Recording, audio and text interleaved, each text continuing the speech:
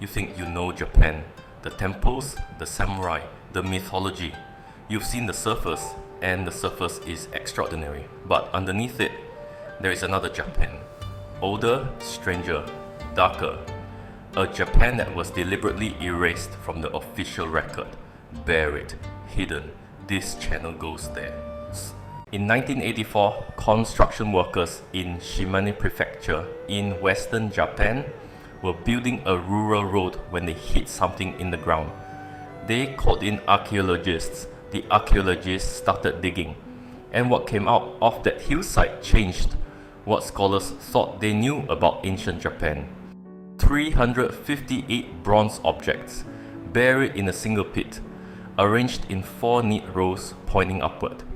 At the time, the total number of such objects discovered across the entire country of Japan, combined from every site ever excavated, was around 300. 1 hillside, 1 pit, more than the rest of Japan combined. The site is called Kojindani. It is in the region the ancient Japanese called Izumo. And 12 years later, a second site nearby, Kamo Iwakura, yielded 39 bronze bells, the largest collection ever found in Japan. And on those bells, and on most of the 358 bronze objects, someone had scratched the same mark, a small X carved after the bronze had cooled. One theory holds that X was used to seal a spirit inside, to close something off permanently. No one can say for certain, but here is something we can say. Those 358 objects, none of them had sharp edges. They could not cut. They could not wound. They were never weapons. They were ritual objects, made to be buried, made to stay buried. Before 1984, Izumo was considered a mythological location, the setting of ancient stories, but not a place of serious archaeological significance. After 1984, that was no longer possible, because the ground had been keeping a secret and it had just started to speak. To understand why those bronze objects matter, you need to understand what Izumo was. Today, Izumo is a prefecture on the Sea of Japan coast. It is known for its grand shrine, for its autumn festival when the gods of Japan are set together there, and, if you've seen our bonus episode, for its connection to the legends of Momotaro, which run far deeper than any fairy tale. In the ancient world, Izumo was something considerably larger. It sat at the center of a trade network that stretched across the Sea of Japan. It controlled access to iron sand, the raw material for weapons and tools. It had connections to the Korean Peninsula and continental Asia that the Yamato court, further inland, did not. Its barrel mounts, a distinctive local type, with protruding corners found nowhere else in Japan, marked the graves of what appeared to have been powerful hereditary rulers. And Izumo was not alone. To its east, there was another ancient power, the kingdom of Kibi. If you've seen the bonus episode, you already know that name. Their story is tightly interwoven with Izumo's. We will return to them. But for now, consider this.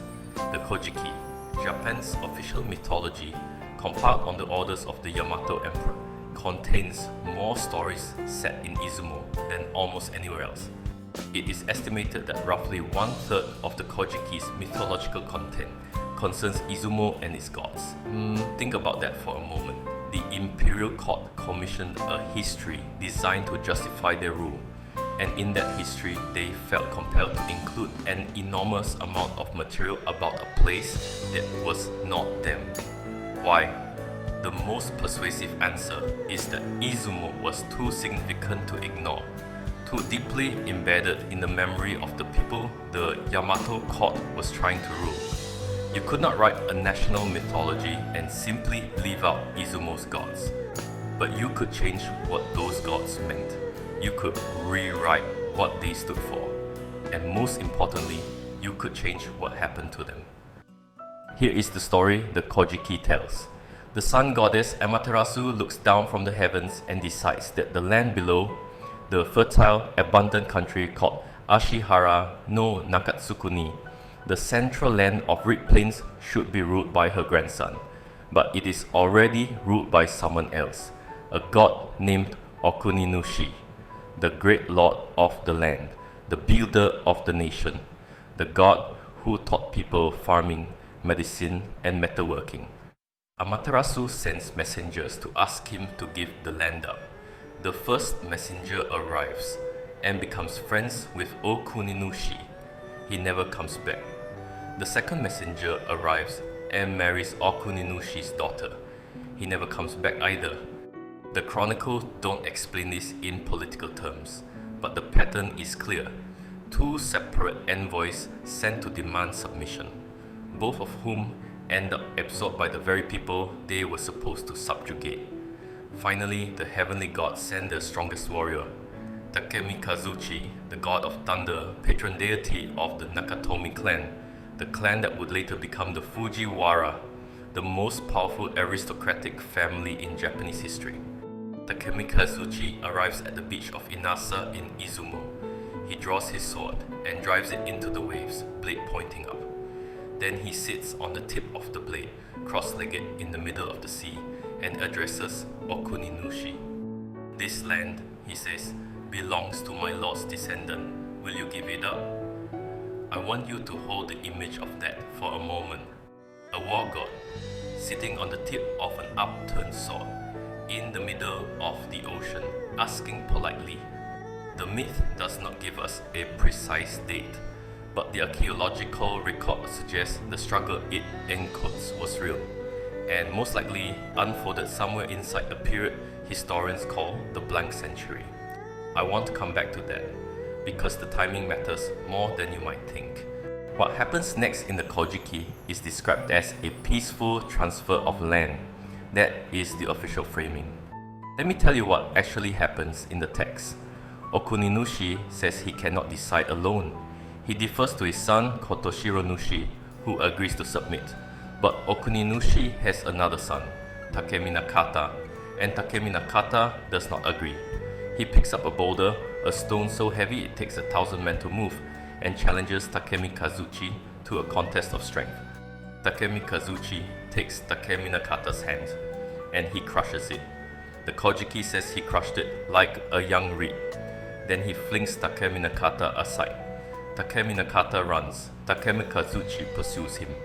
The chase covers hundreds of miles, from the Izumo coast north and east, all the way to a lake in the mountains of what is now Nagano Prefecture, Lake Suwa. There, surrounded, Takeminakata surrenders. He makes one request. Please do not kill me. I will not leave this land. I will never go beyond the borders of Suwe. Takemikazuchi returns to Izumo. Okuninushi, hearing that both his sons have submitted, gives up the land. This is the peaceful transfer, and notice the word the myth uses, Kuni Yuzuri, transfer of the land. That is the Yamato court's word. From the perspective of Izumo, from the perspective of the defeated, it was something else entirely. The same event, described by different people, produces a very different story. We have seen this before. In episode 2, we looked at how Himiko, Japan's most documented 3rd century ruler, was removed from Japan's official history and replaced with a male imperial lineage. The Kojiki did the same thing to Izumo. It took a powerful, independent civilization and turned it into a myth. And in that myth, Izumo's gods willingly handed over everything. Because that is the story the winners needed to tell. Now I want to offer something that goes beyond the established record. This is my reading, my hypothesis. You can disagree with it, but I think the evidence points somewhere specific. In 266 AD, a Japanese queen sent envoys to China, the last entry, the last proof of a connected world, and then silence. For 147 years, Japan vanishes from Chinese records entirely. Historians call this the blank century. And the dominant scholarly view is that this silence reflects something that was happening inside Japan. Not a quiet period, but a turbulent one. A period in which regional powers were competing, failing, and being absorbed. Think about what that means. Japan drops off the map of recorded history, and when it comes back, 147 years later, everything has changed. The small shamanistic kingdoms are gone. The Yamato court is in power. The great burial mounds of the old world have been replaced by a new style, spreading outward from Yamato like a fingerprint pressed into the soil of every province. Here is the detail I keep returning to. Izumo's own burial tradition, the distinctive square mounds with protruding corners, continued into the 4th century. But then generation by generation, Yamato-style tombs begin appearing in Izumo. The dead of Izumo started being buried the Yamato way. There is not a sudden conquest. There is the archaeology of a slow erasure, one family at a time, one generation at a time. My reading is this: the event encoded in the Kunyuzuri myth, whatever it actually was, diplomacy or coercion, or something that took decades to complete, happened inside the blank century, not in a single moment, not on a single battlefield. It unfolded, generation by generation, across the 4th century and into the 5th. Izumo did not fall in a day. It was absorbed, slowly, systematically. The blank century isn't just a gap in the record. It's a cover story. The silence is where the real history was happening. And what was happening was a transformation so thorough, so complete, that by the time Japan reappears in the written record, the old world is already gone. Now I want to come back to the physical evidence, because the myth alone is not the story. What the ground has given us over the past 40 years is something the myth could not conceal. In the year 2000, 16 years after the bronze ritual objects, archaeologists began excavating the grounds of Izumo Taisha, the grand shrine of Izumo, one of the oldest and most sacred sites in Japan. They found the remains of enormous wooden pillars. Each pillar had been made from 3 cedar trees bound together with iron rings, forming a column roughly 3 meters in diameter. A 10th century children's textbook, a real document, not a legend, had ranked Japan's tallest buildings. The list read: first Izumo, second Yamato, third the capital. It was claiming that the shrine at Izumo was taller than the great Buddha Hall at Nara, taller than the imperial palace. For centuries, historians had dismissed this as an exaggeration. The pillars confirmed it was not. The building they supported would have stood at approximately 48 meters, taller than anything else in ancient Japan. The shrine of the conquered god was the tallest structure in the country. In the myth, Okuninushi agreed to give up his land on one condition: that the heavenly gods built him a palace as grand as theirs. A palace where he could retreat to the unseen world, where he could be honored even in defeat. The discovery of those pillars suggests that condition was honored, which raises a question: why would a power that had slowly absorbed Izumo over generations build the most magnificent structure in the country for the god it had just replaced? The answer, I think, is not generosity. It is something much older. The people who remembered Okuninushi as something more than a myth, they were still there, and they needed to be kept. Now go back to Lake Suwa, to where Takeminakata fled and swore never to leave. The Suwa Grand Shrine is one of the oldest shrines in Japan. Its principal deity is Takeminakata, the god who was chased there, defeated, and made to swear he would never leave. He is still there. His shrine is still there. The ritual that celebrates his presence, the Onbashira festival, held once every 6 years, is still performed today. Enormous wooden logs are cut in the mountains and dragged to the shrine. Men ride them down steep hillsides. It has been performed for over 1,000 years. And for centuries after the myth was written, the rulers of Izumo, the hereditary priests of Izumo Taisha, were required, every time their lineage changed hands, to travel to the imperial court. There, they performed a ritual called the Kamuyogoto. They recited a formal declaration in which the gods of Izumo pledged their loyalty to the emperor. It was a ceremony of submission, performed by requirement again and again for generations. The myth said the land was transferred peacefully. The ritual said, "We know you still need to be reminded." Here is what we can say with confidence.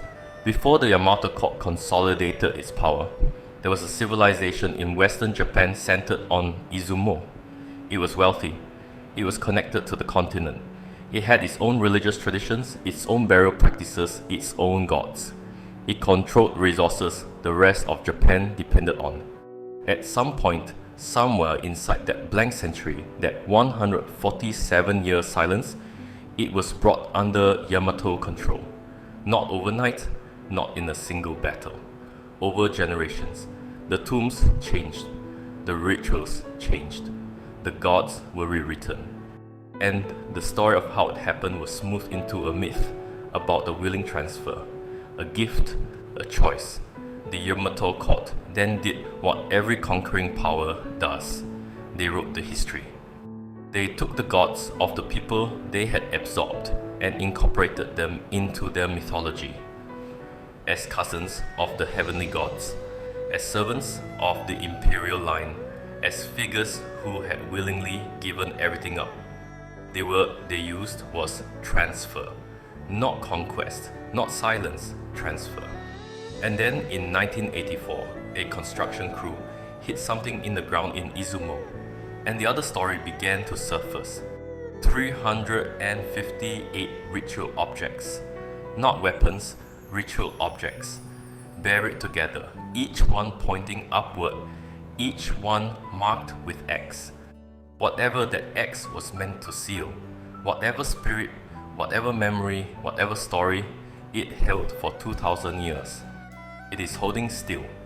But here is what I want you to carry with you. Izumo is one piece of the story, one civilization, one myth, one blank century. The same pattern, powerful cultures absorbed, rewritten, turned into supporting characters in someone else's founding myth, happened across ancient Japan, in different places, at different times, with different gods and different names. And the ground is still talking. We just need to know where to dig. In the next series, we go back further, before Izumo, before the blank century, before the myths. We are going to find out what Japan looked like before anyone decided to write the history. Subscribe, and I'll see you there.